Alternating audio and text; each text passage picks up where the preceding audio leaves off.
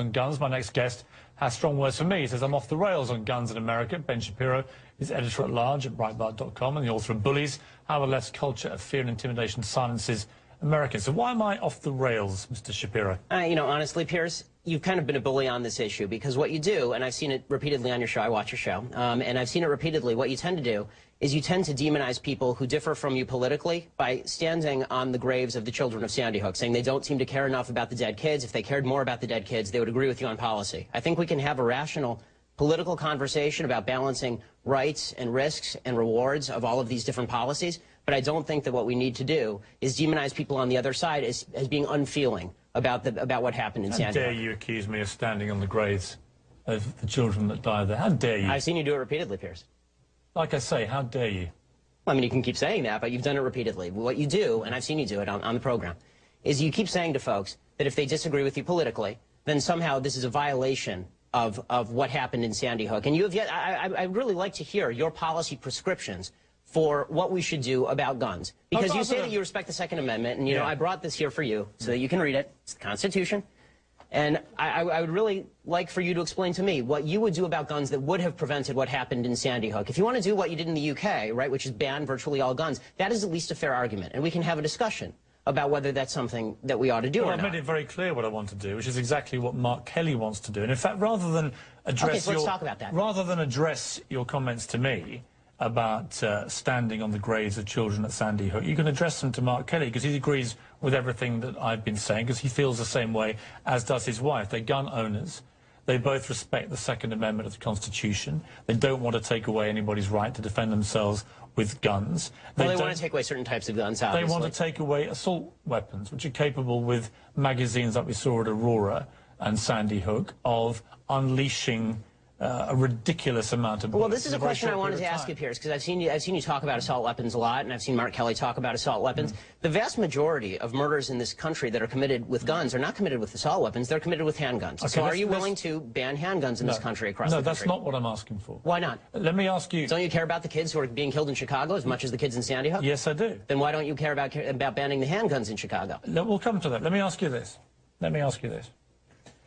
What was the weapon used at Aurora in the movie theatre? It was an assault rifle, sure. Okay. What was the weapon used in the Oregon shopping mall? I believe it was an assault rifle, correct? Okay. What was the weapon used at Sandy Hook? It was an assault rifle. What was the weapon used at the incident around Christmas when the firemen were lured to their deaths, the New York State firemen? And bought illegally? That was an assault rifle. Right, so the last 4 mass shootings in America were all the assault rifles. And the vast that is the reason, Mr. Shapiro. And you can smirk at me, and you can laugh at me. I'm not smirking. And you can accuse me of standing on the graves of dead children. And being a bully, yes. But that is the reason that people like me and Mark Kelly and Gabrielle Giffords want to have assault weapons like that removed from civilian hands. Your passion on the issue doesn't really justify the rationale for why you want to ban assault weapons but not handguns. You don't understand why we want to remove the preferred weapon of choice, these killing machines, from the hands of deranged young men. All I'm asking is for you to be philosophically consistent. If what you're worried about is the removal of killing machines from the hands of deranged young people, then maybe we should talk about a blanket gun ban. And let's get to what the left really wants here. And you know, you say that you're for the Second Amendment. Why is it about left or right? Because in Britain this never is about left or right, this issue. Why is it here? Well, you know, we can talk about Britain in a second. I think the reason that it's about left and right here is because fundamentally the right believes that the basis for the Second Amendment, and they believe in the Second Amendment, the basis for the Second Amendment is not really about self-defense and it's not about hunting. It is about resistance to government tyranny. That's what the founders said, and that's what the right believes in this country. Which tyranny are you fearing yourself? I fear the possibility of a tyranny rising in this country in the next 50 to 100 years. Let me tell you something, Piers. The fact that my grandparents and great-grandparents in Europe didn't fear that is why they are now ashes in Europe. So this kind of leftist revisionist history, where there's never any fear of democracy going usurpacious or tyrannical, is just that. It's fictitious. Just to clarify your position then, the answer to Sandy Hook, as it was to Aurora, as it was to Gabrielle Giffords, as it was to Columbine, Virginia Tech, is you do nothing. Is that your position? And that's not my position. What is your position? My position is that we have to calibrate laws that are designed to get guns out of the hands of bad people, and keep guns in the hands of good people who want to buy them. This idea of more guns versus less guns. How do you do that? Well, I think one of the ways that you do that is by better screening for mental illness. I think that you do better background checks. Was Adam Lanza's mother a good person? I don't know whether she was a good person or a bad person. I know she was irresponsible with her guns. Has there been any evidence to suggest she was not a good person? No, but there's been significant evidence to... So by your criteria, no, she would have been... Wait a minute. by your criteria of the good people should be allowed the guns and the bad people shouldn't, she would have been allowed the guns. She was an irresponsible person. She didn't keep her guns locked up. And that should be against the law. If you have a mentally ill person in your house, so then we're talking about laws that we can both agree on here. I don't know why you're disagreeing with me on this. Then she becomes a bad person, does she? Well, no, it's not a matter of morally good versus morally bad. You set the criteria, good and bad. So is she good or bad? You're right, Piers. I should have said responsible versus irresponsible. That's correct. Okay, so she goes from good to bad. No, she goes from responsible to irresponsible. Let's take a break. Let's come back and talk more about this because we don't agree.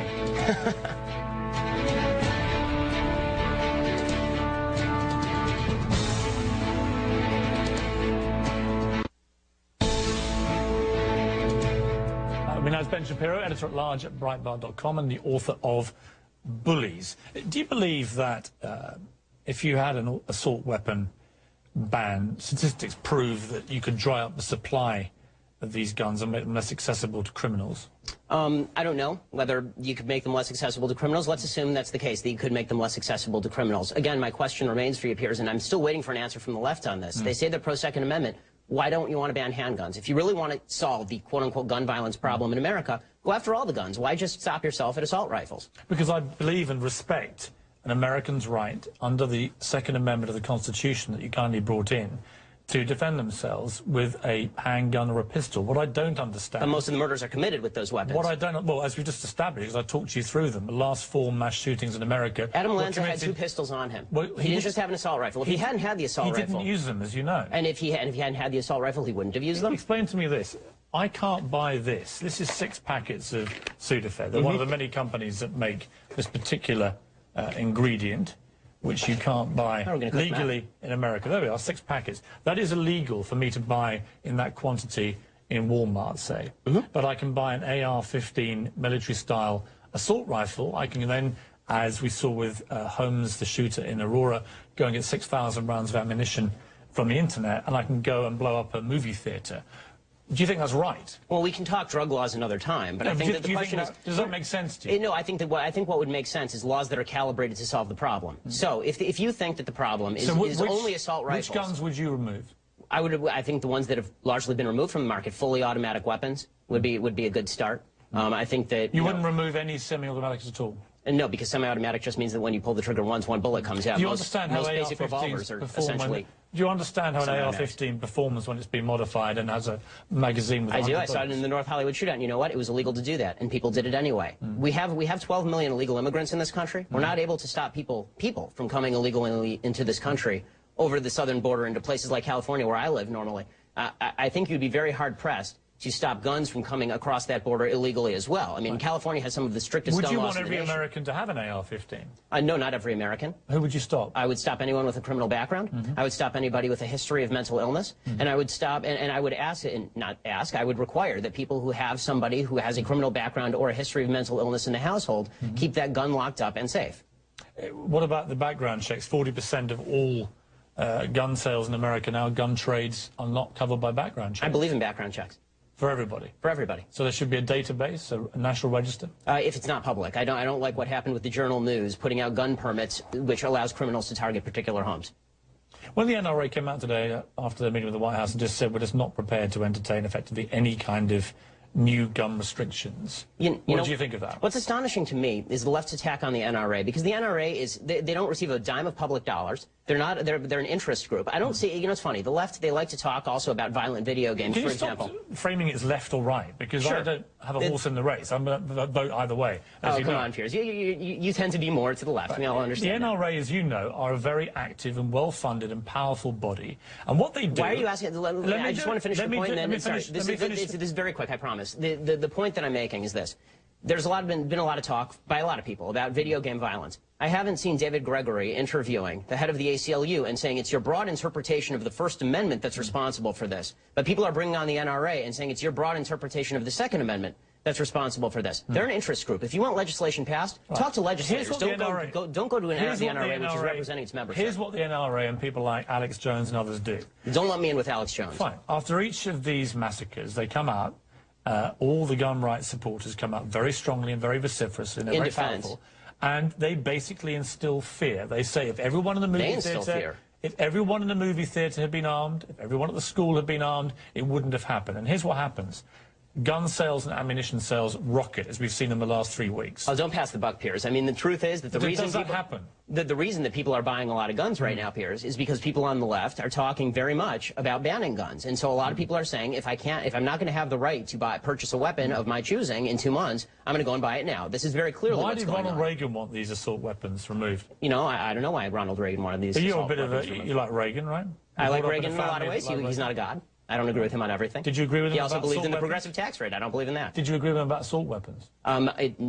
If I'll believe what you're saying, sure. I don't believe. I don't. Do you know what his position on assault weapons was? I don't know what his position on assault weapons was. Why don't you tell me? Well, let me read the letter in full. This was a letter that he penned along with Presidents Ford and Carter in 1994 to Congress. While we recognise that assault weapon legislation will not stop all assault weapon crime, statistics prove that we can dry up the supply of these guns, making them less accessible to criminals. We urge you to listen to the American public and to the law enforcement community in support of ban on the further manufacture of these weapons. That was Ronald Reagan. Okay, so? I mean, I can disagree with Ronald Reagan. You keep framing this as a left-right debate. No, I mean, I'm putting it to you. How is this a left-right? One of the great right-wing presidents of modern times agreed with me. So?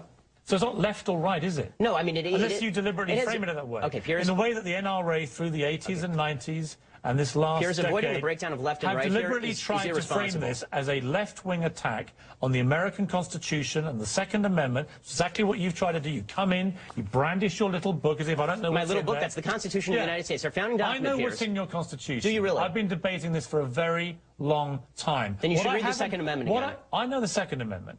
What I haven't heard is one coherent reason why any civilian in America needs an AR-15 military-style assault weapon. Tell me why you need one. I told you why the general population of America, law-abiding citizens, why do they need those weapons? They need them for the prospective possibility of resistance to tyranny, which is not a concern today. It may not be a concern tomorrow. Where are you expecting the tyranny to come from? It could come from the United States, because governments have gone tyrannical before. Do you understand how absurd you sound when you say that? Here's where you go into the absurd and the bullying. You're absurd. You're stupid. I understand that. I'm not the one that came in here and accused you of standing on the graves of dead children. Because you're the one who's doing that. Bullying. Punching back twice as hard. Bullying. You know what I call it? Punching back twice as hard in the words of President Obama. That's what I call bullying. And this is astonishing.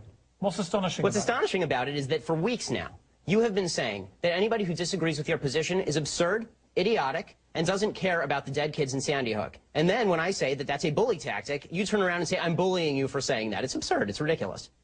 Let me ask you again. What is the point of a civilian having an AR-15 assault weapon? The point of a civilian having an AR-15 assault weapon, many of them are ex-military, right? I mean, I have military friends, and I don't have a problem with Colin Powell owning an AR-15 assault weapon. And what is the point of a civilian owning them? It depends on the civilian. If it's a criminal, they shouldn't own them. No, forget criminals and mentally ill people. No, but you can't separate that out. An average civilian who hasn't got a criminal record or is mentally ill, why do they need one? To protect against the possibility of eventual government tyranny. This was the purpose of the Second Amendment originally. It remains the purpose of the Second Amendment now. And pretending that governments have never gone usurpacious before from a democratic position. You genuinely believe your own government is going to turn on you in a way that you require an AR-15 to challenge them? This is what you really believe is going to happen. It may not turn on me. It may not turn on my children. Is that what you think? It may not turn on me. It may not turn on my children. But the fact is this. History is replete with democracies going tyrannical. It has happened. It happened in France in the 19th century. It happened in Spain in the last century. It happened in Germany. It happened in Italy. It has happened repeatedly throughout history. It happened in Japan. The reason we cannot remove AR-15 assault weapons is because the threat of your own government turning on you in a tyrannical way. It is yes, it is because that is your position. It is because there are countervailing rights and responsibilities. And Piers, I don't understand why we can't come to an agreement about reasonable law. You just want to demagogue the issue. You have made your point crystal clear. People aren't stupid. They can make up their own minds. Ben Shapiro, thank you.